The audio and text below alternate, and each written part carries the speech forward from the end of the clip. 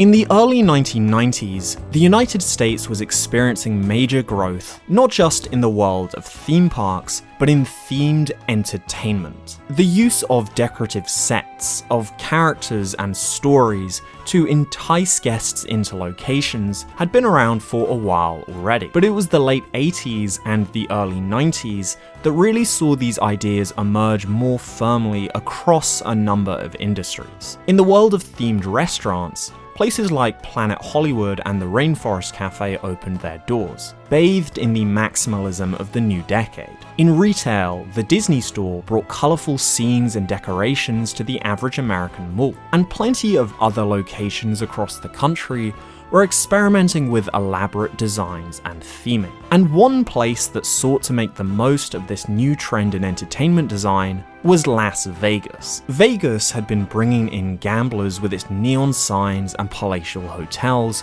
for many years already, but the growth of themed entertainment presented a new opportunity to bring in a group that often avoided Vegas: families. And so in 1993, Vegas giant MGM opened a $1 billion hotel project, which, among other things, included an attraction aimed at bringing a family crowd to the city: a new movie studio theme park, complete with city facades, stunt shows, indoor roller coasters, and several weird and unusual dark rides and boat rides themed around movie making, with some of the creepiest animatronics ever brought to the Vegas Strip, and a park that lasted less than a decade before it was closed to the public.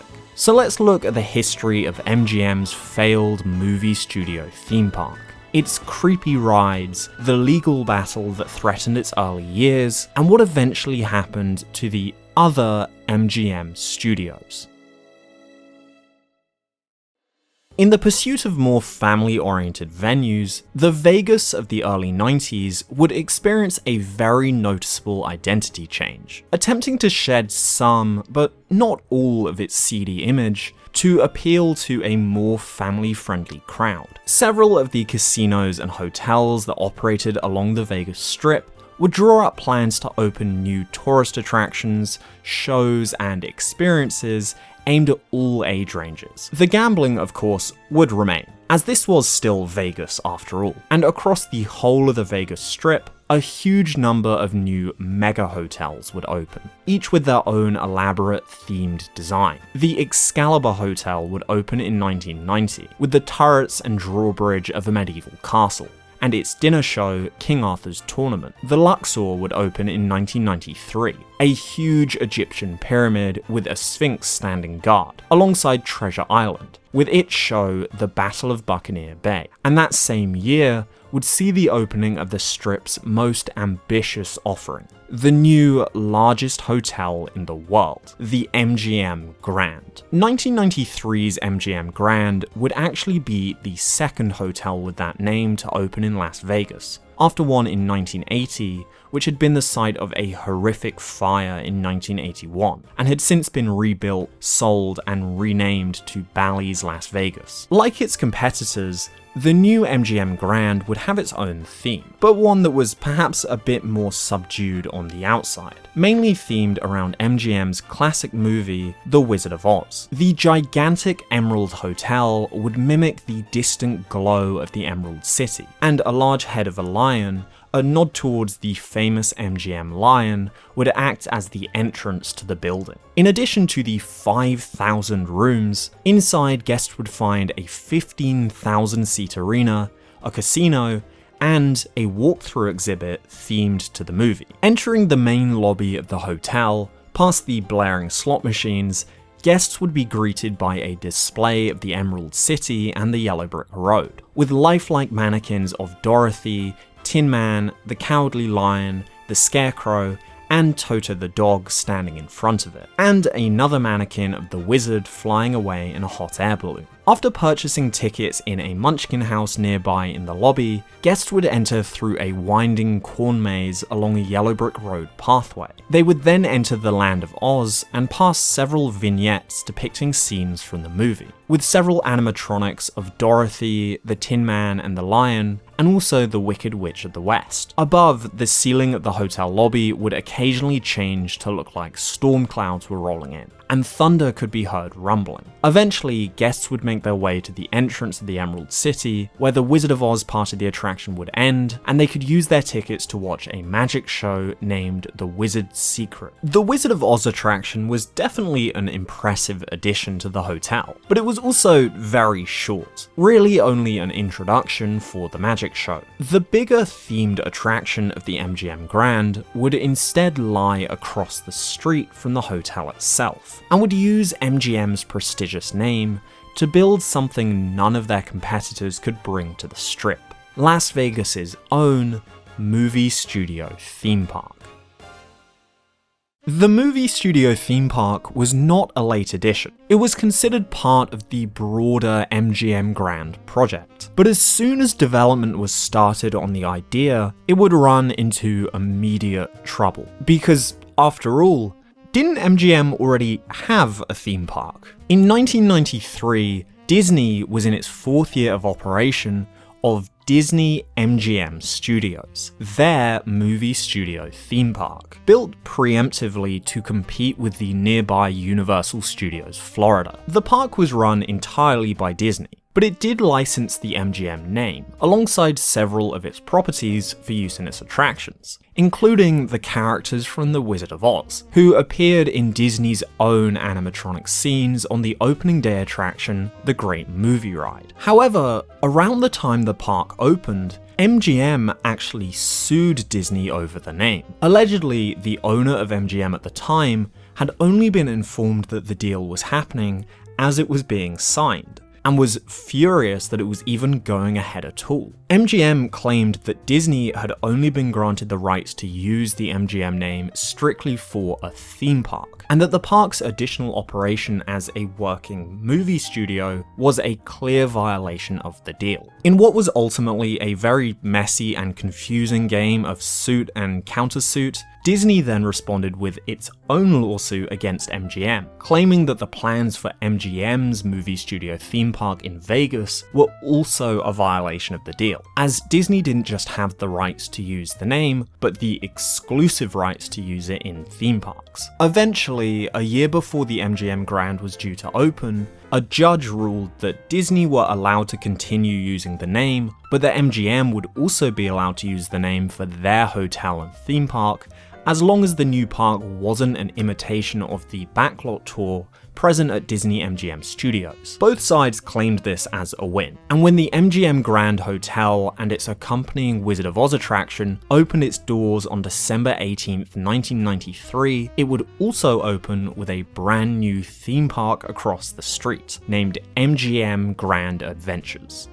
MGM Grand Adventures was built for $120 million out of the $1 billion budget for the entire hotel project. A sizable amount for a first-time venture into theme parks, but still much less than competing movie studio theme parks in America. For comparison, Universal Studios Florida's cost 3 years earlier was $631 million, nearly 6 times as much when you adjust for inflation. As a result, the park would be built over a very small area, only 33 acres, less than 3 times the size of Disney MGM Studios. Nevertheless, MGM Grand Adventures would seek to make the most of its small footprint, cramming the park with 8 different themed microlands, as well as several other annexes containing additional attractions. The mascot of the park would be a lion named King Louie, a nod to MGM's Leo the Lion, and a whole group of lion and other animal meet and greet characters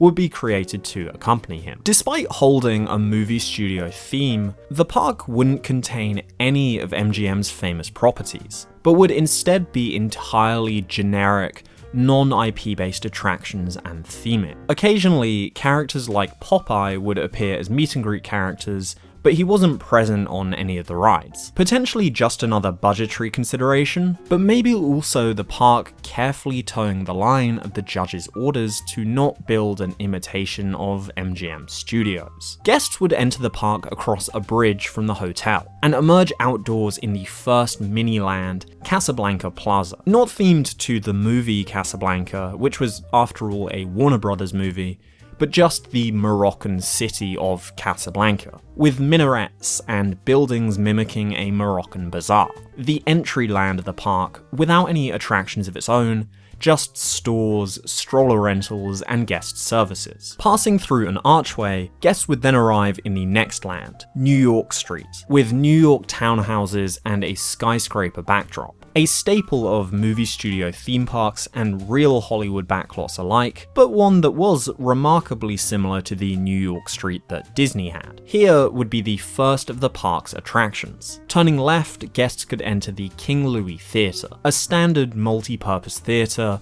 for the park's indoor shows, like an ice skating show and a circus act. And on the right was the park's only roller coaster, an indoor family coaster named Lightning Bolt. The early years of Lightning Bolt are not very well documented, and this is the only footage that I could find anywhere online of the inside of the attraction. But the ride was said to have a space theme, similar to something like Space Mountain, ending with a flyby of the Vegas Strip, as the coaster would pass a model of Vegas's signature landmarks just before it pulled into the station. Further into the park, the next land guests would find would be Old England Street, a section of Tudor-style buildings and a castle, home to the Dueling Pirates Stunt Spectacular, a pirate-themed stunt show taking place in an outdoor theatre, with its own pirate ship, much like the Battle of Buccaneer Bay at Treasure Island, which had opened a few months earlier. New Orleans Street would host the Magic Screen Theatre, another multi-purpose indoor theatre, hosting a special effects show named Kaleidoscope, and a Three Stooges show, where actors would perform on stage alongside film clips played behind them. Interestingly, one of the few examples of any sort of IP in the park. Next to New Orleans Street was Grand Canyon Rapids, a river rapids ride, one of the largest rides in the park and also the most expensive. A Western-themed ride with multiple show buildings containing animatronics who fought each other in saloon fights and bank robberies as guests hurtled through the action, culminating in a dynamite explosion. Although accessible from New Orleans Street, Grand Canyon Rapids would have fit in more with the next area, Tumbleweed Gulch, a western frontierland-style town with another water ride named Over the Edge, a log flume ride taking place in a sawmill, and yet another indoor theatre, the third in this tiny park, which held a show named You're in the Movies, a show where guests would be invited on stage to help reenact movie scenes and then be digitally added into them on a big screen for the audience to enjoy. Actually a very popular style of attraction at theme parks of this era, with both Disney MGM and Universal having their own versions of this. On the other side of the small central lake in the park would be the Salem Waterfront, an area themed to the waterfront towns of the northeastern United States, with a lighthouse and the indoor dark ride, The Haunted Mine. Despite having this vaguely New England exterior, the ride itself took place in Nevada. In the queue, guests would see newspaper clippings hinting at the rediscovery of a previous lost mine, thought to contain many riches. They'd also see a life-size diorama depicting a tribe who once lived in the area. Upon boarding the ride, they'd start their journey into the mine in search of treasure, passing more Native Americans living near the entrance to the cave. Venturing deeper inside, the ride vehicle would eventually take guests to a collection of precious gems, but suddenly another member of the tribe would appear as a projection, warning them that the mine was cursed, and they should turn back and leave the gems where they were. He would then throw his tomahawk at the ride vehicle, an effect that was achieved through the use of a hologram that would make it seem as if it was flying directly over guests' heads. The cave/mine would then begin to glow ominously, as several skeletons of the old miners who had also ignored the curse would appear from behind the mining equipment, and the ride vehicles would go past the various hazards of the cursed mine, including a giant spider descending from the ceiling as guests made their escape. The Haunted Mine was designed by the company Technifex, an attraction designer that had created a lot of these ominous, atmospheric attractions over the years, and a company that a few years later would work at Universal Islands of Adventure,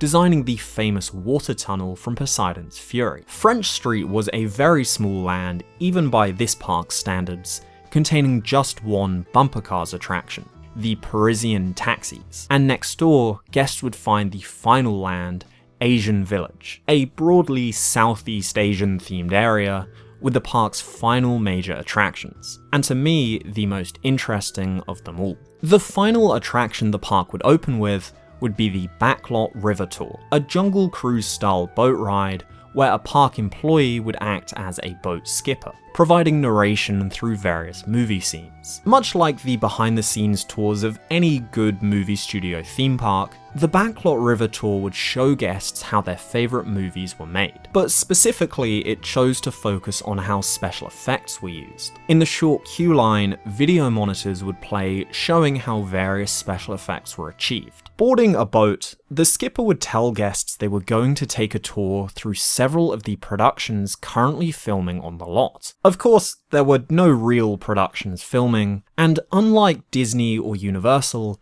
where real movies were referenced, all of the movies that appeared on the Backlot River Tour were knockoff titles. The first scene the boat would arrive in was an ominous swamp shrouded in fog, the set of a movie named Swamp Creatures. Suddenly, two animatronic swamp creatures would emerge from under the water on either side of the boat, scaring guests. Clearly a version of the creature from the Black Lagoon, the park's entry into the history of terrifying underwater animatronics. The next scene was an example of the use of miniatures in movie making, the set of a Civil War movie named Ironclad, where an attack on a miniature fort would take place. The third scene would take the boat indoors to the Temple of Gloom, a very similar look to the temple in the Disney World version of Jungle Cruise. Here, a giant stone head would come to life, and a volcanic eruption would occur on the other side of the boat. Exiting the temple, the final major scene would be for a war movie named Jungle Storm, where water jets would mimic gunfire in a climactic battle, and a full-size military helicopter would lift into the air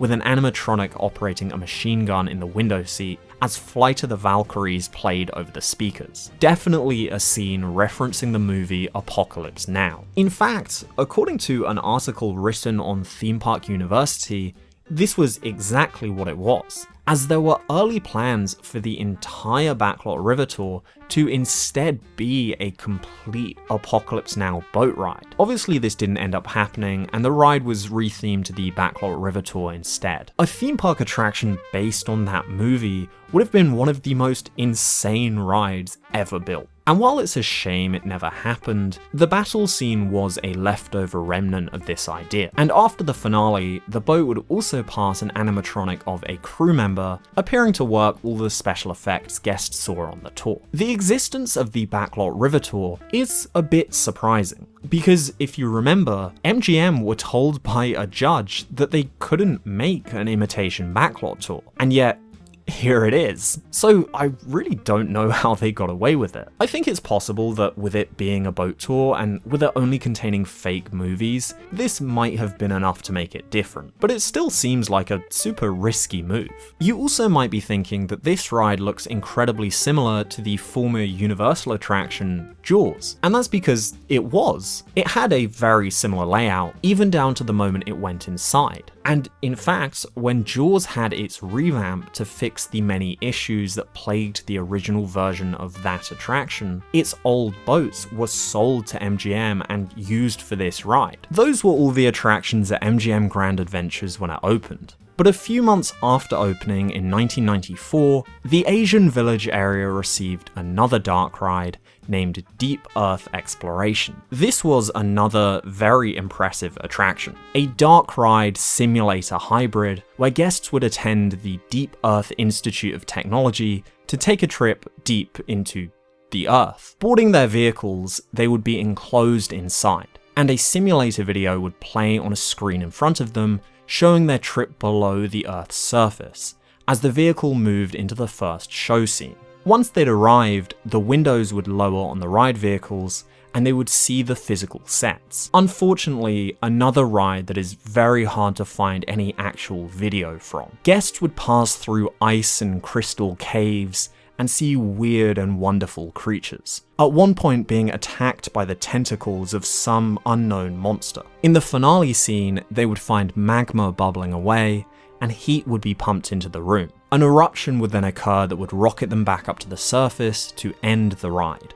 Despite being only 33 acres, MGM Grand Adventures was densely packed with rides and attractions. MGM did put a decent amount of effort into making this park appealing to the growing number of families now visiting Vegas. Something they were able to do in a large part thanks to the massive amount of money the company had through gambling. While, sure, $120 million was not anywhere near the budget of the parks it was clearly aspiring to be like, it was still a decent figure to dump into it, especially considering the park was only one part of a greater construction project. Unfortunately, the reception to the park was not as positive as they would have hoped.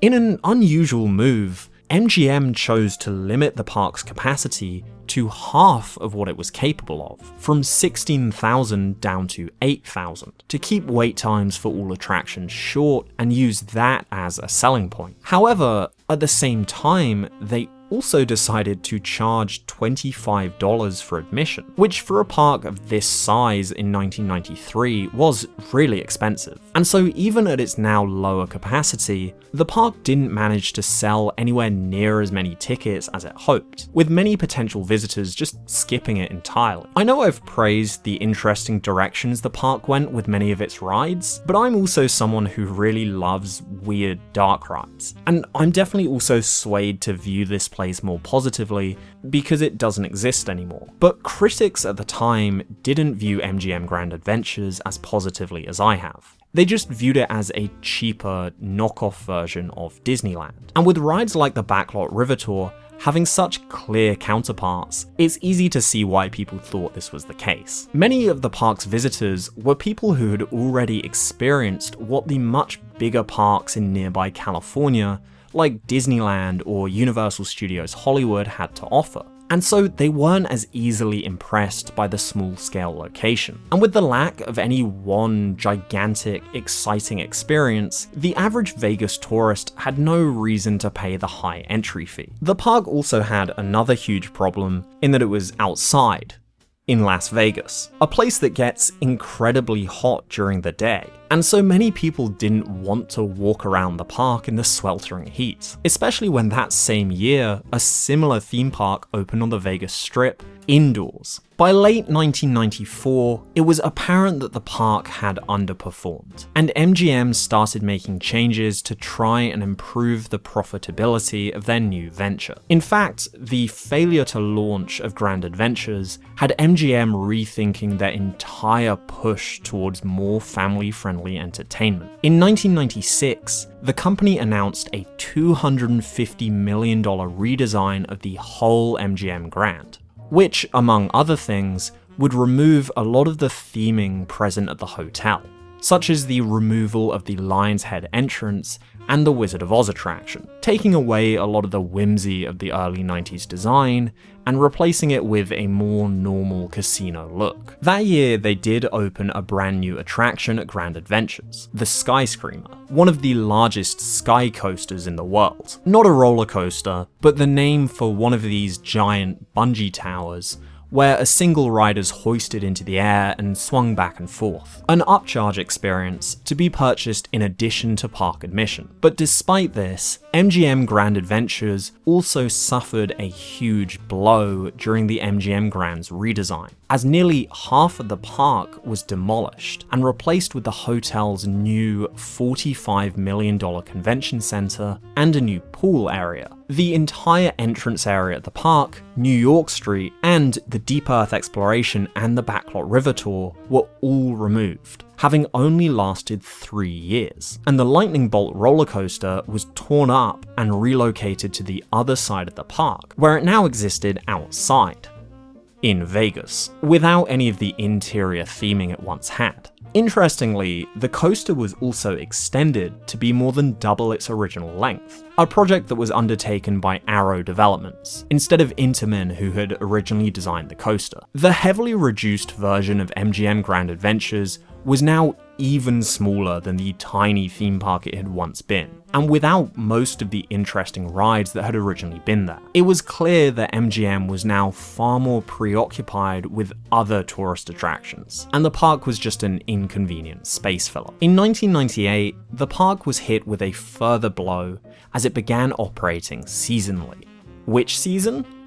Well, the summer, of course. And the remainder of the 90s saw very quiet operation. No major attractions were added, and instead a small number of cheap, basic flat rides were opened, as the park had gone from an ambitious, albeit expensive theme park to a cheap amusement park. MGM weren't trying to hide that they were well and truly over-operating a theme park, looking at alternative uses for the land. And after one final season, the park closed to the public on September 4th, 2000. That wasn't technically the end though. While tourists could no longer buy a ticket to visit the park, in the early 2000s it did see occasional operation strictly for corporate events, and group tickets could be purchased by businesses to ride the few remaining attractions, like the Parisian taxis and a handful of the other flat rides, with the location now operating under the name The Park at MGM. In 2003, the park was reduced once again,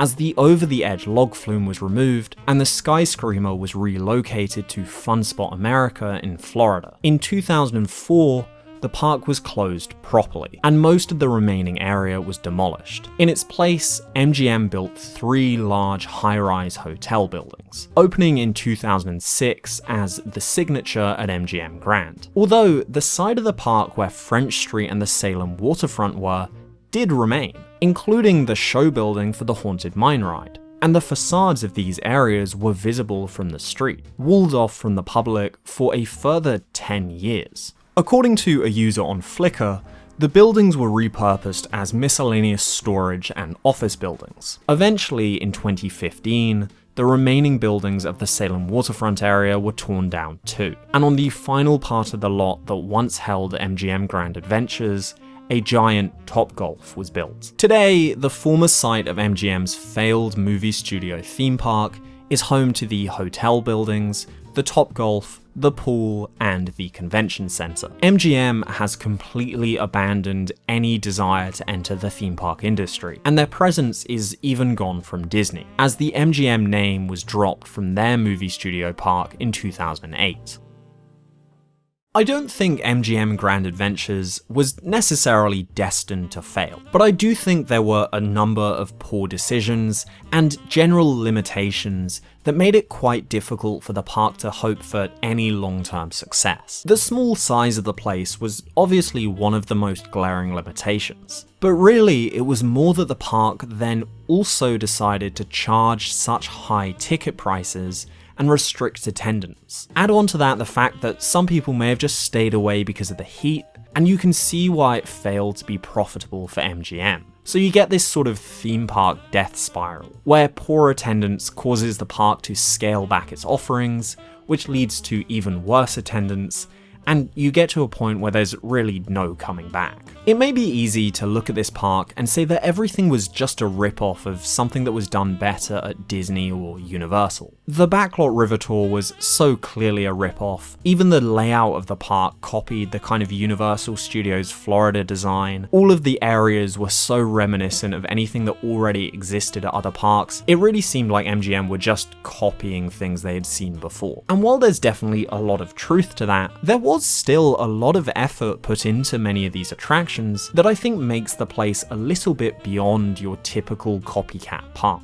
Yes, the Backlot River Tour was the most clear-cut Backlot rip-off attraction, but it also had this crazy helicopter special effect. The Haunted Mine was a super generic idea, but it was executed really solidly and had some pretty cool, creepy animatronics. And I struggle to think of anything from that era that you could compare to the Deep Earth Exploration ride. It's very similar to something like Journey to the Center of the Earth at Tokyo Disney Sea, but that's a ride that didn't actually open for several years afterwards. One of the other big things that caused difficulty for the park was that it didn't really have any one killer attraction. A scattering of themed attractions that interest someone like me, but no really big roller coasters or other major thrill rides that could be used to sell tickets. It's a shame that it didn't stay open for very long, because I do think that despite its size, it had a lot of potential. But potential doesn't sell tickets. What do you think about MGM Grand Adventures? Did you ever visit yourself? Which rides looked the most interesting to you? Let me know in the comments. I hope you enjoyed my video on the weird Vegas movie studio theme park. I've been on the hunt recently for more obscure, failed parks, so I hope you've enjoyed hearing about it. Other than that, if you're new here, please consider hitting subscribe, as there are plenty more videos about theme parks coming in the future. And as always, I'll see you